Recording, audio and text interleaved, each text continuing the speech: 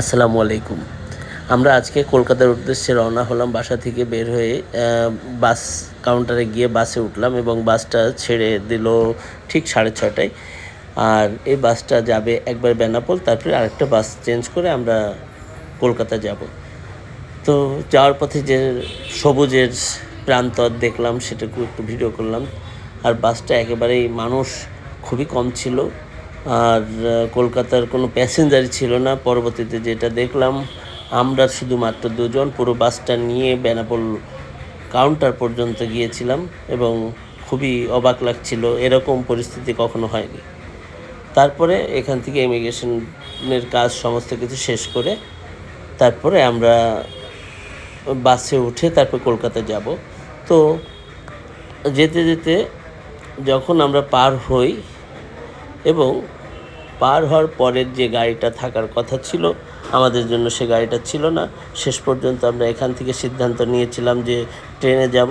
তো একটা কাকাকে পেয়ে গেলাম যে সে আমাদেরকে বনগাঁ রেল স্টেশন পর্যন্ত দিয়ে আসবে এবং এটা অটো চালিত ভ্যান ছিল। খুবই গ্রাম্য পরিবেশে সুন্দর একটা মনোরম অবস্থাতে আমরা পার হচ্ছিলাম। ভালোই লাগছিল, বড় বড় গাছ। আর টিকিট মাত্র 40 টাকা দুজন, শিয়ালদা পর্যন্ত। এটা আরও ভালো একটা ব্যাপার ছিল। এবং ভ্যানে ওঠার যে মজাটা আসলে সবসময় নিতে পারি না।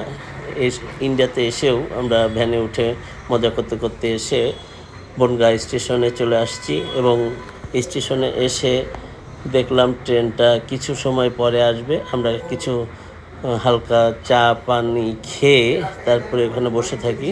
কিছুক্ষণ পরে ট্রেন আসলো এবং সে ট্রেনে উঠে আমরা শিয়ালদার উদ্দেশ্যে রওনা হলাম। এবং শিয়ালদা যেতে এখান থেকে 3.5 থেকে 4 ঘন্টা লাগে। ট্রেন জার্নিটা একেবারে খারাপ লাগে না আমাদের। মাঝে মধ্যেই যখনই আসা হয়েছে বেশিরভাগ ট্রেনে আমরা অনেক দূর পর্যন্ত গেছি।